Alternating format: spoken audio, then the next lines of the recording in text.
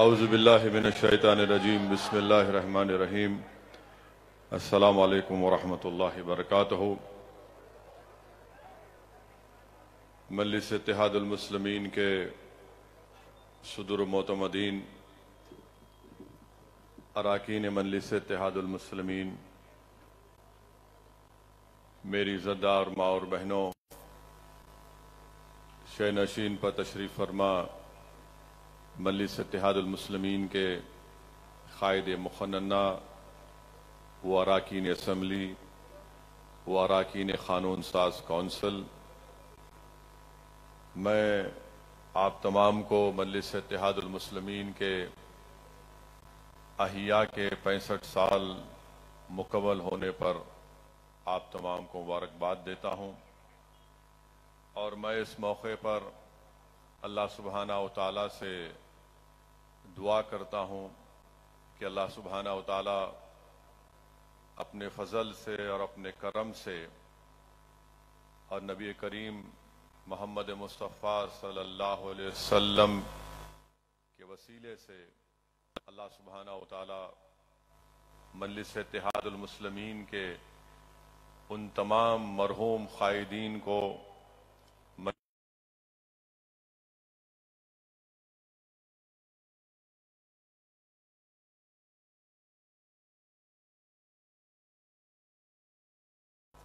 مجلس اتحاد المسلمین کے ان تمام مرحوم ووٹرز کو جنہوں نے اپنی زندگی میں مجلس اتحاد المسلمین کی مضبوطی کے لیے قربانیاں پیش کیں، میں اللہ سے دعا ہوں کہ اللہ سبحانہ و تعالی ان تمام مرحومین کی اللہ مغفرت فرمائے اور اللہ سبحانہ و تعالی ان کا نیک نام البدل ہم کو عطا بھی کرے۔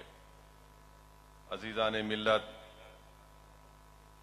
معزز حاضرین اکرام،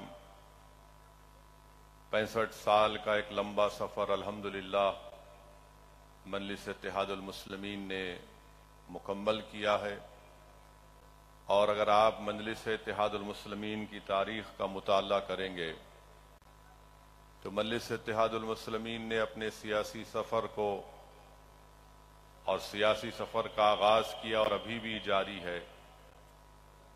یہ میرا ماننا ہے کہ ایثار، جذبات اور ایک فکر کو لے کر ہمارے بزرگوں نے اس سیاسی سفر کا آغاز کیا، اور یہی چیزیں ہیں کہ لوگ کہتے ہیں کہ مجلس جذبات سے کام لیتی ہے۔ یہ جذبات ہی تھے جنہوں نے ہم کو 65 سال کا سفر مکمل کروایا، یہ فکر ہی تھی جس نے ان تعلیمی اداروں کو اور اسپتالوں کو قائم کیا، یہ ہماری قربانیاں تھیں کہ ہم نے اپنا سب کچھ لٹایا تاکہ ہماری مرکز سیاسی کو ہم طاقتور بنا کر رکھیں۔ تو میرے عزیز دوستو اور مجلس اتحاد المسلمین کے تمام اراکین اور سپاہیوں سے میری اپیل ہے کہ ہم کو اپنے جذبات کو زندہ رکھنا ہے، ایثار کو جاری رکھنا ہے، اور ہماری جو فکر ہے ایک مظلوموں کے لیے، اس کو سامنے رکھ کر ہم کو آنے والے مستقبل کے چیلنجز کا سامنا کرنا پڑے گا۔ میرے عزیز دوستوں اور بزرگوں، آپ نے ایک تفصیلی تقریر قائد مقننہ اکبر الدین اویسی سے سنا، اس سے پہلے محترم احمد پاشا قادری صاحب نے بھی مختصر تقریر مگر اس میں بہت اہم نکات جناب احمد پاشا قادری صاحب نے اٹھائے ہیں۔ میری آپ تمام سے صرف یہی گزارش ہے کہ ہمارے لیے اب ایک چیلنج یہ ہے کہ ہم کیسے ہمارے ملک میں جس وطن عزیز کو ہم نے اپنے خون پسینے سے ہمارے بزرگوں نے انگریزوں کی 200 سال کی غلامی سے آزاد کروایا، جس وطن عزیز کو ہمارے بزرگوں نے ایک آئین دیا، سمویدھان دیا، اور ہمارے وطن عزیز کے آئین بنانے والے بزرگوں نے یہ خواب دیکھا تھا کہ ملک پارلیمانی جمہوریت پر چلے گا مگر اس میں شراکت داری کی بھی جمہوریت ہوگی۔ ہمارے عظیم بزرگوں نے خواب دیکھا تھا کہ ملک ایک طاقتور ملک بنے گا، اور طاقت کے معنی ہمارے بزرگوں نے صرف یہ نہیں کہا تھا کہ کوئی ایک وزیر اعظم بن جائے اور وہ پکار پکار کر کہے کہ میرا 56 انچ کا سینہ ہے۔ ہمارے بزرگوں نے خواب نہیں دیکھا تھا کہ کوئی ایک شخص طاقتور وزیر اعظم بن جائے اور اپنی ایک پارٹی کی طاقت کی بنیاد پر آئین کو کمزور کر دے، جمہوری اداروں کی بنیادوں کو ہلا کر رکھ دے۔ ہم کو اس بات کو سامنے رکھ کر کام کرنے کی ضرورت ہے کہ ہم کیسے ہمارے وطن عزیز کی جمہوریت کو مضبوط بنائیں، اور مجلس اتحاد المسلمین کی 65 سالہ سیاسی سفر کا سب سے بڑا اگر آپ نچوڑ دیکھیں گے وہ یہ ہے کہ ہم نے بھارت کی جمہوریت کو مضبوط کیا ہے۔ ہم نے لوگوں کے دلوں میں جمہوریت کے ذریعے اپنے مسائل کے حل اور اپنے مسائل کا حل تلاش کرنے کا طریقہ سکھایا ہے۔ ہم نے عوام کے دلوں میں اس بات کا پیغام پہنچایا ہے کہ تشدد سے جمہوریت کمزور ہوتی ہے اور اتحاد سے آپ کی آواز ایوانوں میں پہنچتی ہے۔ یہ 65 سال کا سفر اگر رہا ہے تو اس میں ہم نے متحدہ طور پر اپنے مسائل کو حل کیا، اتحاد کو مضبوط کیا۔ تو میری آپ سے گزارش ہے کہ ہم کو اپنے اتحاد کو اور مضبوط کرنا ہے، اور یقیناً اس سال تلنگانہ میں اسمبلی کے الیکشن ہیں اور مجلس اتحاد المسلمین اس اسمبلی کے انتخابات میں حصہ لے گی۔ مجلس اتحاد المسلمین اپنی طاقت کو برقرار رکھے گی، اپنی طاقت میں اضافہ کرے گی، اور انشاءاللہ تعالی مجلس اتحاد المسلمین اور تلنگانہ کی عوام تلنگانہ میں بی جے پی کو شکست دے گی۔ اور مجھے یقین ہے کہ جو نفرت کا پیغام لے کر بی جے پی آگے بڑھ رہی ہے، تلنگانہ کی عوام اس کو مسترد کرے گی۔ مجھے یقین ہے کہ راجستھان میں جب اسمبلی کے انتخابات ہوں گے تو انشاءاللہ تعالی راجستھان کی عوام مجلس اتحاد المسلمین کو کامیاب کرے گی۔ ہم راجستھان کے اسمبلی کے انتخابات میں بھی حصہ لیں گے انشاءاللہ تعالی۔ اب ہم کرناٹکا کے اسمبلی کے انتخابات میں بھی حصہ لیں گے، اور آپ دیکھیں گے کہ انشاءاللہ عنقریب میں اعلان بھی ہوگا اس سلسلے میں۔ میری آپ تمام سے اپیل ہے، گزارش ہے کہ آپ مجلس اتحاد المسلمین کی ان اسمبلی انتخابات میں کامیابی کے لیے دعا بھی فرمائیے۔ میرے عزیز دوستو، عزتدار اور ماں اور بہنوں، تلنگانہ میں بھارتیہ جنتا پارٹی کی طرف سے بہت سی باتیں بولی جا رہی ہیں، اور جتنی باتیں بولی جا رہی ہیں وہ صرف نفرت کی بنیاد پر۔ بھارتیہ جنتا پارٹی امید دلانے کا نام نہیں ہے، بھارتیہ جنتا پارٹی خوف دلانے کا کام کرتی ہے تلنگانہ میں۔ اسی لیے آئے دن کوئی نہ کوئی ایک بیان دیا جاتا ہے کہ ایسا کر دیں گے، فلاں کر دیں گے۔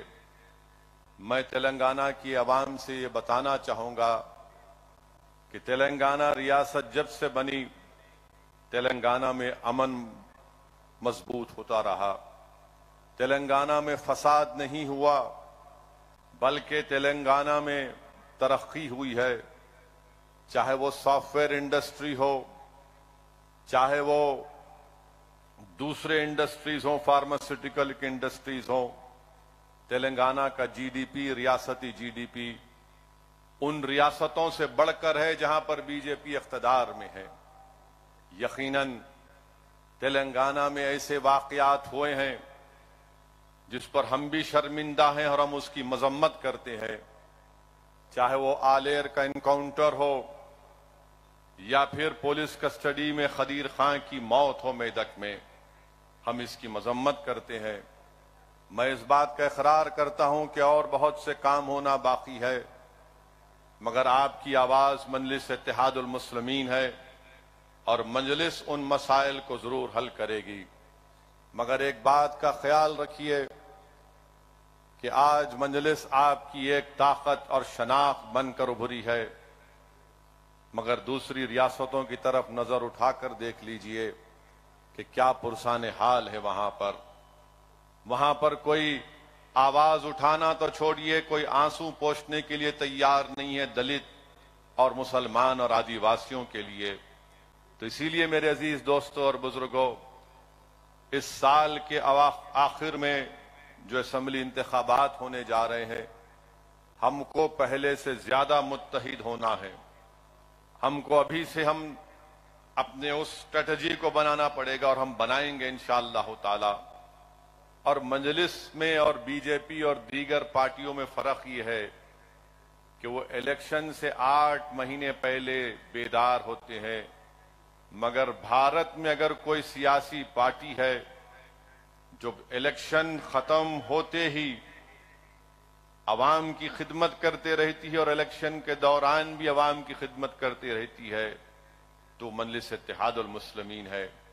دارالسلام جس سرزمین پر آج آپ اور ہم بیٹھ کر مجلس اتحاد المسلمین کے 65 سالہ جشن کو منا رہے ہیں، یہی دفتر میں M L As, M Ps, قانون ساز کونسل کے ممبر اراکین بلدیہ بیٹھ کر عوام کی خدمت کرتے رہتے ہیں، اور بی جے پی صرف نفرت اور زہر اگلتے رہتی ہے۔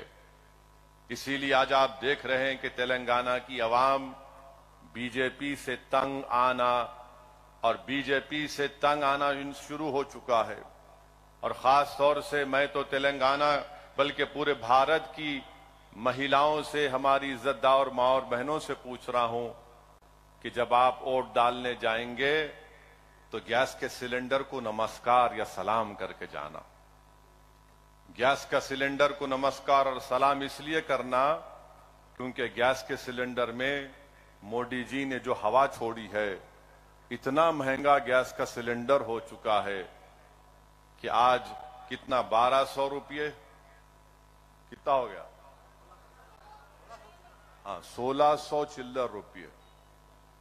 یہ مودی جی کا کارنامہ ہے، یعنی مہیلاؤں کے نام پر، خواتین کے نام پر ووٹ تو حاصل کیے، مگر آج گیس کا سلنڈر 1600 روپئے ہو چکا ہے۔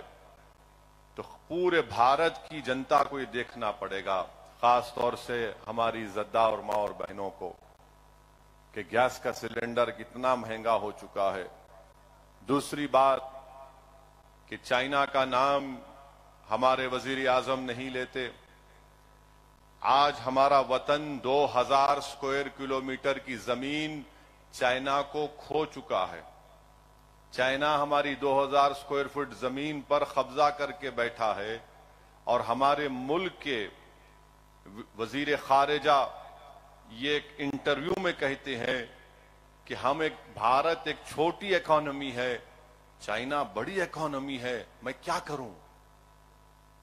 ہم چھوٹی اکانومی ہے، چین بڑی اکانومی ہے، کامن سینس ہے، میں کیا کروں؟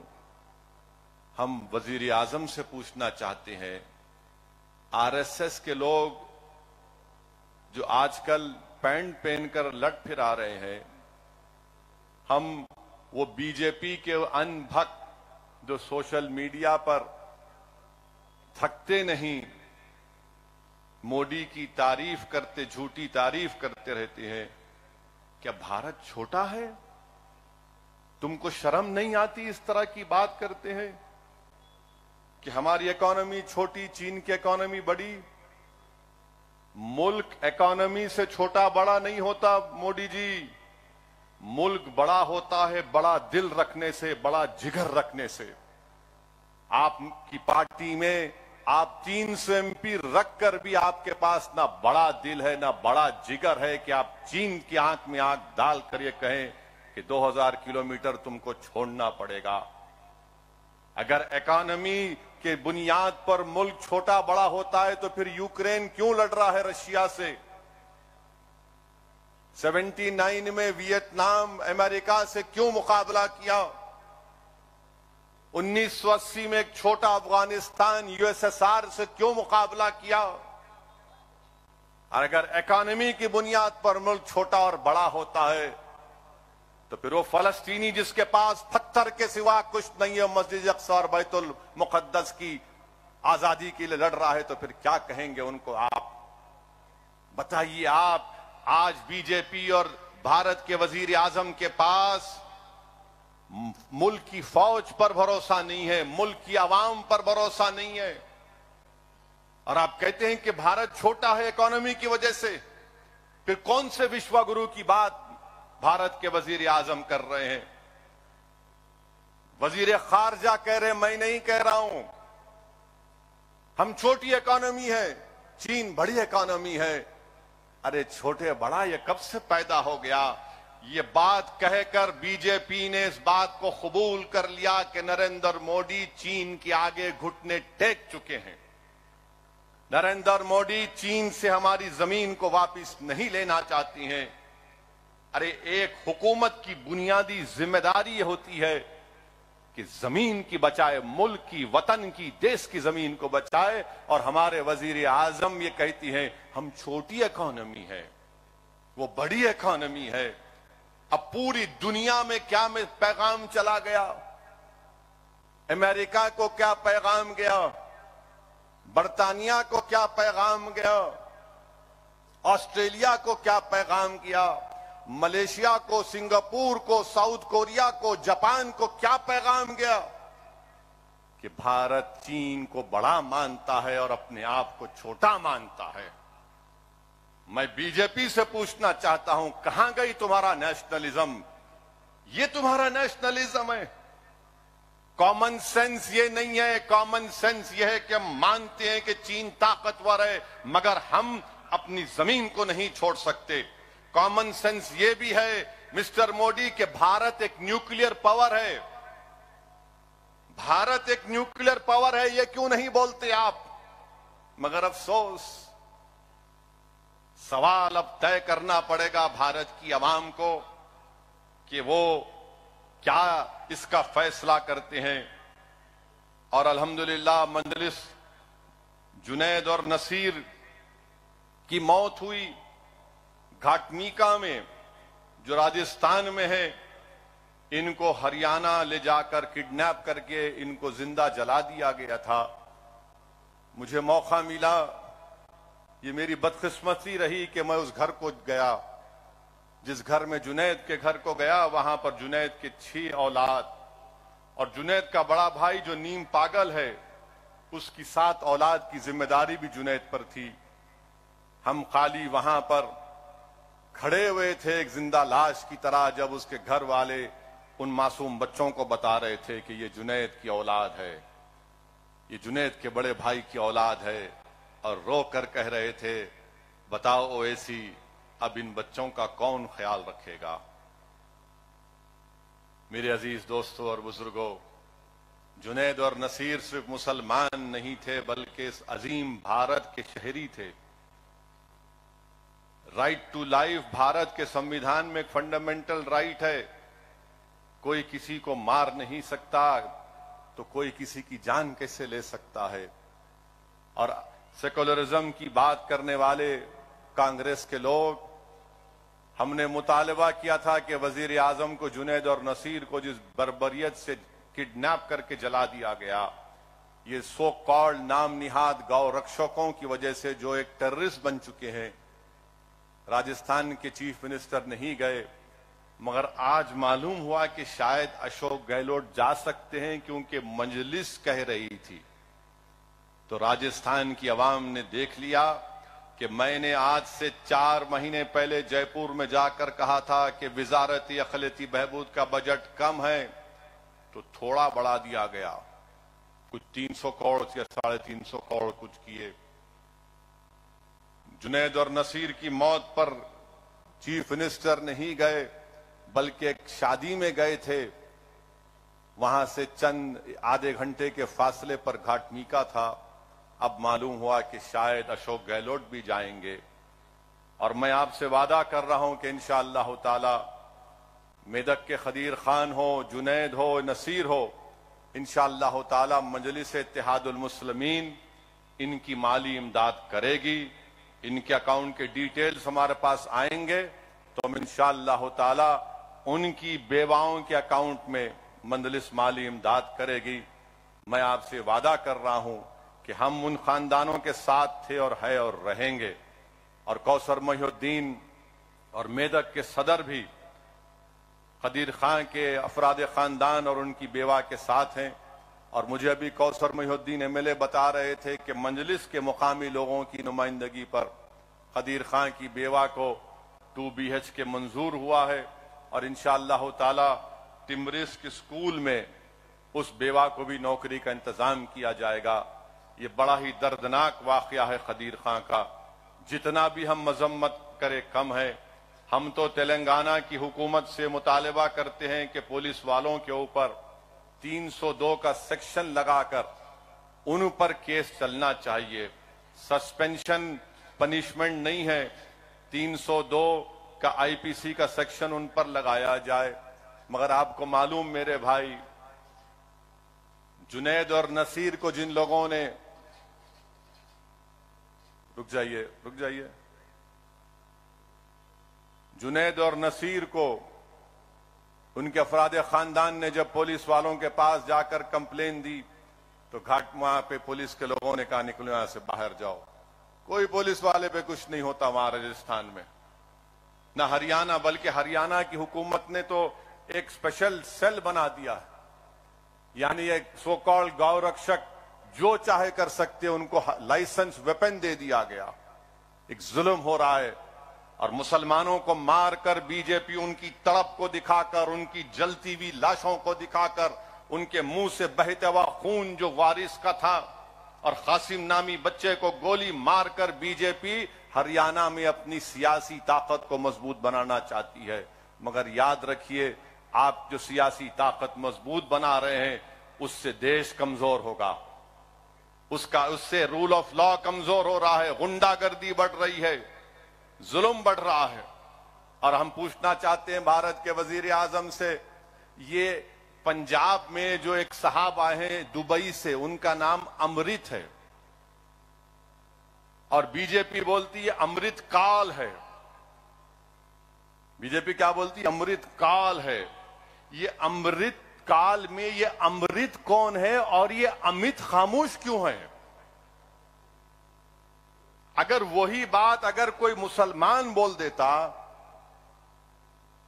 تو ہمارے ٹی وی کے اینکر تو 24 گھنٹے چلاتے، وہ اویسی نے آج یہ کہا ہے، اس نے دیش کے بارے میں کہہ دیا ہے. مگر یہ کیا ہے بتائیے آپ؟ اس پر کچھ نہیں کہتے. اور آج الحمدللہ سپریم کورٹ کا ایک آرڈر آیا ہے کہ آرٹیکل 324 کے تحت، بھارت کی آئین اور سمویدھان کے تحت، چیف الیکشن کمشنر کا جو اپائنٹمنٹ ہے الیکشن کمشنر کا، سپریم کورٹ نے کہہ دیا کہ وزیر اعظم، لیڈر آف اپوزیشن اور چیف جسٹس آف انڈیا بیٹھ کر طے کریں گے. مجلس اس کا ویلکم کرتی ہے ڈیسیشن کا. بہت اچھا ہے. اب بیٹھ کر آپ الیکشن کمشنر اور چیف الیکشن کمشنر کو بنائیے.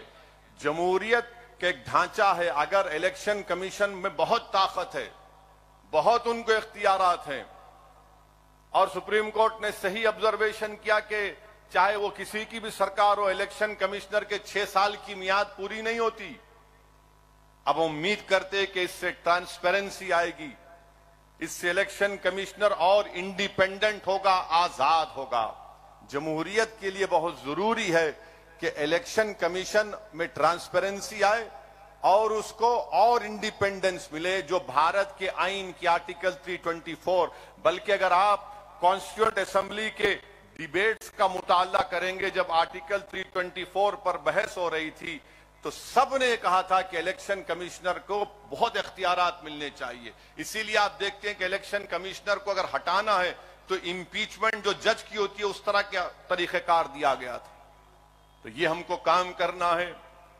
تلنگانہ کے اسمبلی الیکشن کے لیے جہاں پر جو موجود ہمارے ذمہ دار ہیں، میں ان سے اپیل کروں گا کہ آپ تیاری شروع کریے. کیا تیاری شروع کرنا کہ نفرت کا خاتمہ ہو، امن کی جیت ہو، اور تلنگانہ کی جو ترقی ہے اور خوشحالی ہے وہ جاری اور ساری رہے. آپ آئین کو چاہتے ہیں یا بلڈوزر کو چاہتے ہیں؟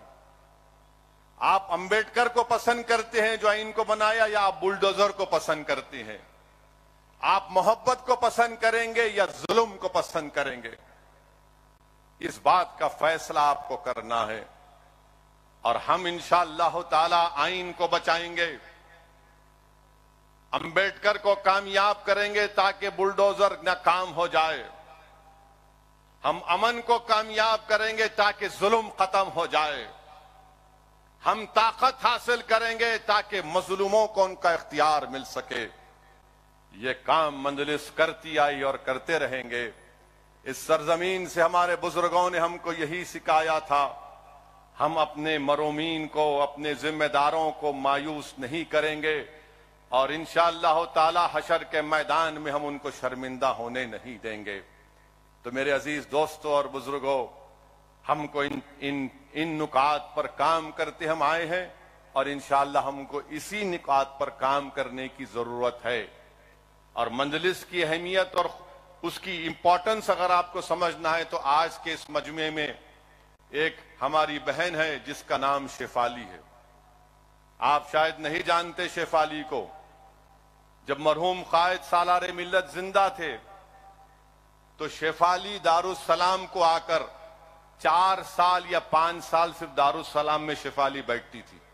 اور اس زمانے مرحوم قائد سالار اس چھوٹے کمرے میں ہم لوگ بیٹھتے تھے، اور شیفالی یہاں پر بیٹھ کر مجلس کے تمام اراکین سے بات کرتی تھی. مجلس کے جلسوں میں شیفالی آتی تھی، مجلس کی ایکٹیویٹیز کو دیکھتی تھی.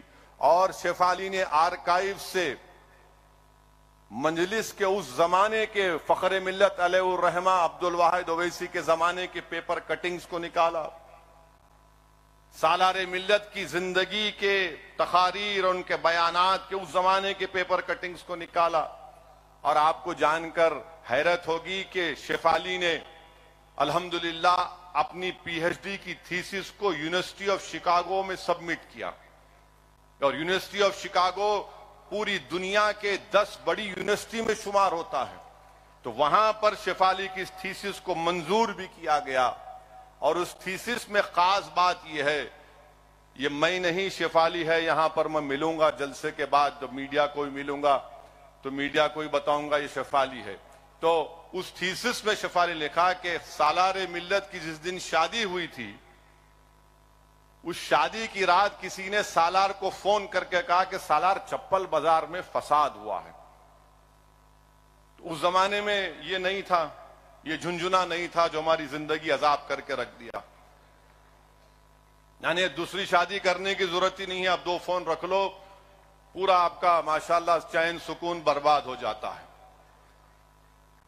تو کسی نے وہ فون 235 کیا نمبر تھا اکبر؟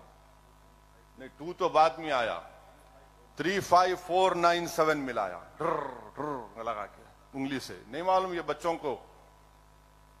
وہاں سے فون اٹھایا گیا گھر میں، سالار اٹھائے فون، گرجدار آواز، ہلو.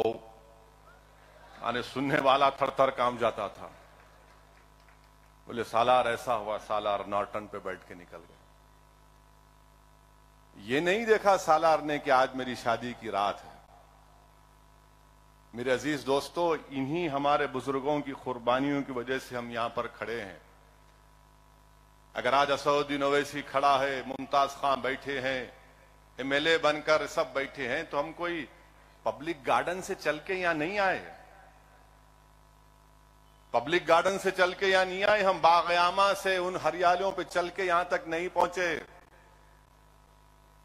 عبدالواحد اویسی کو 11 مہینے جیل کی صحبتیں برداشت کرنا پڑا.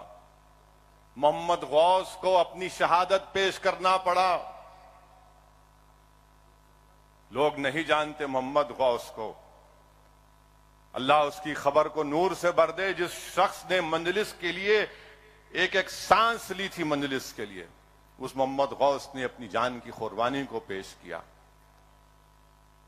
آپ نہیں جانتے کہ فسادات میں کیا کیا مصائب اور مشکلات کا سامنا کرنا پڑا، مجلس کے قائدین کو شہر بدر ہونا پڑا، مجلس کے قائدین کو بولتے حیدرآباد سے نکلو، ان حیدرآباد میں نہیں رہنا، دور دور جا کر مجلس کے بڑے بڑے لوگ رہتے تھے۔ بہرحال میرے عزیز دوستو، ہمت سے کام کرنے کی ضرورت ہے۔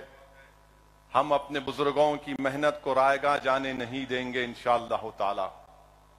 مجلس نے وہ پیغام دیا ہے کہ بھارت کی جمہوریت میں آپ رہ کر اپنی سیاسی طاقت کو بنا سکتے ہیں۔ مجلس نے یقین پیدا کیا ہے کہ بھارت کی جمہوریت میں مظلوموں کی قیادت بن سکتی ہے۔ مجلس نے یہ پیغام دیا ہے، اس بات کو پروف کیا ہے کہ اگر بھارت کی جمہوریت میں کمزور طبقات کی سیاسی نمائندگی ہوگی، ایم ایل ایز ہوں گے، کارپوریٹر ہوں گے، ایم پی ہوں گے، گرام پنچایت میں نمائندے ہوں گے، تو ان کے مسائل حل ہوں گے۔ جہاں پر آپ کی آواز نہیں ہے وہاں پر کوئی آپ کو نہیں پوچھتا، وہاں پر کوئی نہیں پوچھتا، اس لیے کہ بھارت کے کسی کونے میں اگر کسی دلت مسلمان پر ظلم ہوتا ہے تو سب سے پہلے دارالسلام کو اطلاع دی جاتی ہے کہ اسد الدین اویسی کو یا مجلس کے قائدین کو بولو کہ کم سے کم اس پر تبصرہ کر دو، کم سے کم اس پر تبصرہ کرو، ریاکشن دو۔ میرے عزیز دوستوں اور بزرگوں، ہم کو مجلس کو اور مضبوط کرنا ہے، اور انشاءاللہ تعالی ہم مجلس کو اور مضبوط کریں گے۔ ریاست جھارکھنڈ ہو یا بہار ہو یا کہیں پر بھی ہو جہاں پر مجلس آج کام کر رہی ہے، ہم مجلس کو کامیاب کریں گے۔ ہماری زندگی کا مقصد مجلس کو سیاسی طاقت بخشنا ہے۔ میں اپنے رفقاؤں سے اپیل کر رہا ہوں کہ تم اور ہم جب خبروں میں جا کر آرام سے سو جائیں گے تو یہ تشنگی لے کر ہم اپنی خبروں میں جا کر نہیں سوئیں گے کہ کاش میں کچھ وہاں پر جا کر کچھ کر دیتا، اپنی جماعت کا پرچم لگا دیتا، اپنی جماعت کے لیے لوگوں کو ترغیب دیتا کہ ووٹ دو مجلس کو۔ یہ تشنگی ہم لے کر اپنی خبروں میں جا کر نہیں سوئیں گے۔ اللہ سبحانہ و تعالی جب تک ہم کو اور آپ کو زندہ رکھے گا، اللہ ہم کو ہمارے جذبے کو زندہ رکھے، اللہ ہماری اس فکر کو زندہ رکھے، اللہ ہمارے بزرگوں کی ایثار کو زندہ رکھے، اور ہم کو اللہ توفیق دے کہ ہم اپنے بزرگوں کے ایثار کے راستے پر چلیں۔ ہم اپنی زندگیوں میں قربانیاں ہمارے بزرگوں نے دی، ہم بھی دیں گے۔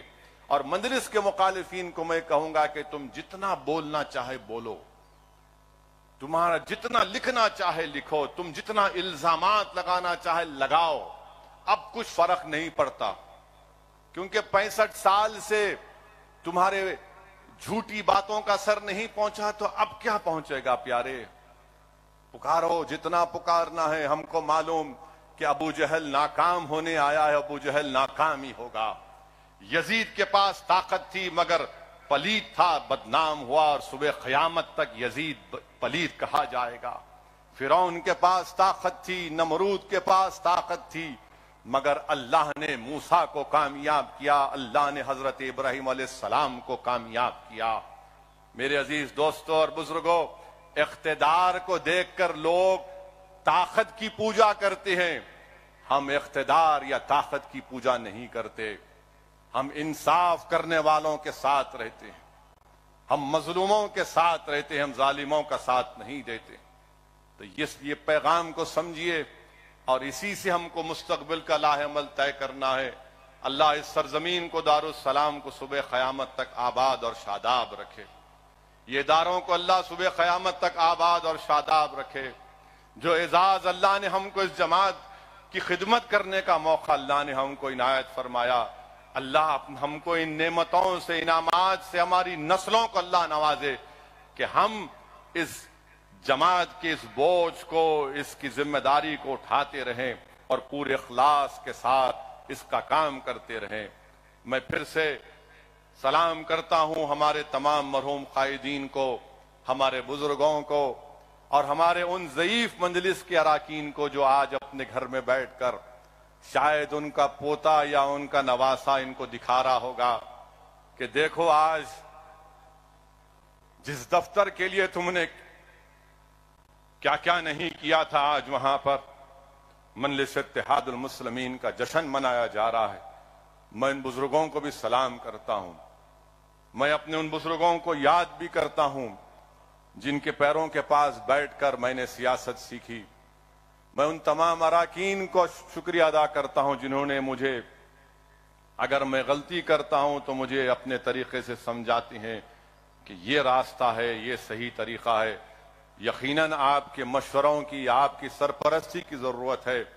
یہ آسان کام نہیں ہے میرے عزیز دوستوں اور بزرگوں، ہم ایک مشکل کام کر رہے ہیں، مگر وہ زندگی کیا زندگی جس میں مشکلات نہ ہوں، وہ زندگی کیا زندگی جس میں چیلنجز نہ ہوں، وہ زندگی کیا زندگی ہے جس میں ظالم سے مقابلہ نہ ہو، وہ زندگی کیا زندگی نہیں جس میں ظالم سے مقابلہ کرتے ہوئے حق کی سربلندی کے لیے جان چلی جائے، وہی زندگی کامیاب ہوتی ہے۔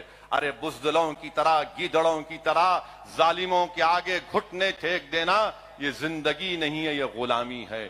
غلامی کرنا ہے تو زمین و آسمان کے خالق کی بنائی ہوئی زمین، اس خالق کی غلامی کرنا ہے۔ ہم کو اپنے حق کے لیے لڑنا ہے اور ہم انشاءاللہ تعالی اپنے حق کے لیے لڑیں گے۔ آپ تمام کا بہت شکریہ، آپ آئے، مگر میری اس بات کو سنیے، سمجھیے۔ اب تلنگانہ کے جو ذمہ داران ہیں، تلنگانہ کے الیکشن کے لیے تیاری کریے۔ یہ سمجھیے کہ اسمبلی الیکشن کا بگل بج چکا ہے۔ اب یہ سوچ کر ہم کو اپنے علاقوں میں، اسمبلی کے حلقوں میں، گاؤں میں جانا ہے اور اس پیغام کو پہنچانا ہے۔ وآخر الدعوانا الحمدللہ رب العالمین۔